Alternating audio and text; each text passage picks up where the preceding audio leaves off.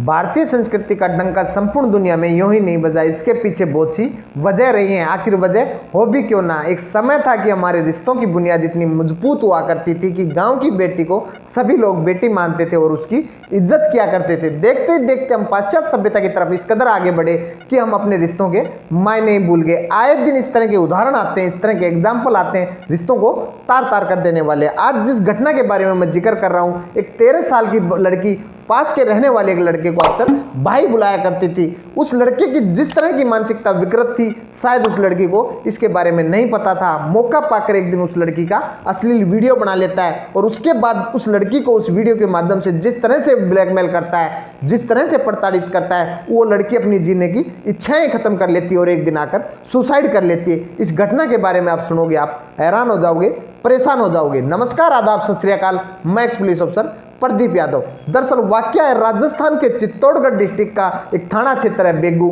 इसी थाने क्षेत्र के अंदर रहने वाला एक किसान परिवार में एक 13 साल की लड़की जो कक्षा 7 की विद्यार्थी थी, कुछ दिन से उदास और परेशान रहने लगती है। एक दिन उसकी माँ उस लड़की से पूछती है कि बेटा, तुम खुश और चंचल रहने वाली लड़की, तुम्हारी उदासी और परेशानी का क्या कारण है? मैं 2-3 से देख रही हूँ तुम उदास हो, परेशान हो। वो लड़की कुछ छुपाती और अपनी माँ को कुछ नहीं बताती। समय बीतता है। 4 जनवरी 2024 की सुबह अचानक वो लड़की उल्टियां करने लगती है। उसके मुंह से जगून आ रहे होते हैं। उसकी माँ की आंखें खुलती हैं, दौड़कर अपनी बच्ची के पास पहुंचती है, देखती है कि बच्ची उल्टी कर रही है। आनंद फानन उसके पिता को बुलाती है जो खेत में पानी लगा रहा था फसल के अंदर। वो भी दौड़कर आता है। आनंद फाननी वहाँ के सरकारी अस्पताल में बच्चे को ले जाया जाता है। इलाज के दौरान बच्ची की मृत्यु हो जाती है।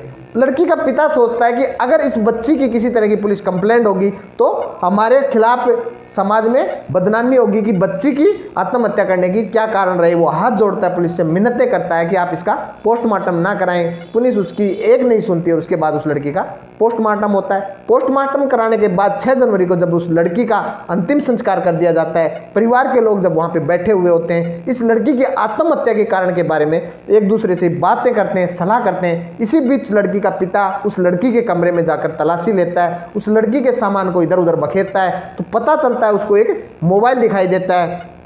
मोबाइल को जब वो अपने हाथ में लेता है, सोचता है कि इस लड़की को हमने तो मोबाइल दिलवाया ही नहीं था। उसके बाद उस लड़की का व्हाट्सअप खोलता है और जब व्हाट्सअप खोलता है तो चौंक जाता है। उसके व्हाट्सअप पर एक के बाद एक 2 जनवरी को मैसेज आते हैं कि हम अगर 12 बजे तुम हमें नहीं आई तो हम तुम्हारे जो वीडियो हैं वो वायरल कर देंगे। रात 12 बजे तुम्हारे घर के पास अक्षय जो मेरा दोस्त है वो आ रहा है, तुम्हें उसके साथ हमारी जगह पर आना होगा। इसी तरह का मैसेज, धमकी भरा मैसेज 3 जनवरी को भी होता है। जब वो अपने परिवार के लोगों से इसके बारे में बताता है, आसपास के लोगों से पूछते हैं, पास में लगे सीसीटीवी कैमरे की जांच करवाते हैं, पता चलता है कि 2 जनवरी की रात 12 बजे एक लड़का बाइक लेकर आता है जिसका नाम अक्षय होता है। वो उस लड़की को बैठा कर ले जाता है। पास में एक दुकान के पास एक मकान में अंदर चले जाते हैं। एक के बाद एक 5 लड़के जाते हैं। सुबह 3 बजे उसी तरह से वो लड़के उस लड़की को उसके घर पर छोड़ जाते हैं। 3 जनवरी को भी ऐसा ही होता है। वो लड़का बाइक लेकर आता है, उस दुकान के पास बने उस मकान में जाते हैं। 5 लड़के सभी उस घर के अंदर चले जाते हैं। उसके बाद वो सुबह 3 बजे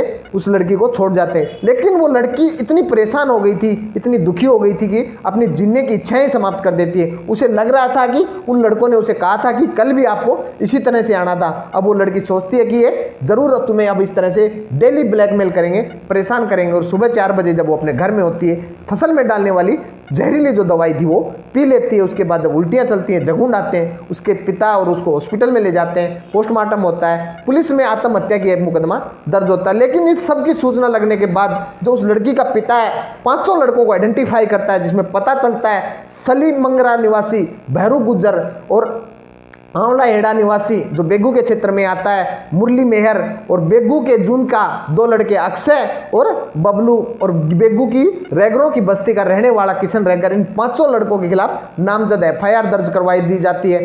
पुलिस अब इन 5 लड़कों को तलाश कर रही है, ढूंढ रही है, सर्च कर रही है, गिरफ्तार करने की कोशिश कर रही है। 5 लड़के अब अपनी जगह से, अपने घर से फरार हैं, छुपे हुए हैं। लेकिन एक दिन के बाद एक पुलिस इन्हें जरूर गिरफ्तार करेगी। गिरफ्तारी के बाद कुछ और भी सच निकल कर आएगा जिसे हम सुनेंगे, काफ़ी परेशान हो जाएंगे। इस कहानी को सुनाने का, इस घटना को बताने का मेरा जो मोटिव था वो किसी की भावनाओं को ठेस पहुँचाना नहीं था, किसी को आहत करना नहीं था, किसी को परेशान करना नहीं था। मेरा उद्देश्य था कि हमारे समाज के अंदर इस तरह की विकृत मानसिकता के लोग, जो एक 13 साल की मासूम बच्ची जो शायद इन सब चीज़ों के बारे में सही से जानती भी नहीं थी, और उसको इस तरह से प्रताड़ित किया जाता है, इस तरह से ब्लैकमेल किया जाता है कि वो अपनी जीवन की इच्छाएं समाप्त कर लेती है और एक दिन जहर पीकर सुसाइड कर लेती है। इन सभी इस तरह की मानसिकता के लोगों से हमें सतर्क रहने की जरूरत है, बेटियों को भी सतर्क रहने की जरूरत है, संभल कर रहने की जरूरत है। सिर्फ मेरा यही उद्देश्य है। जय हिंद, जय भारत।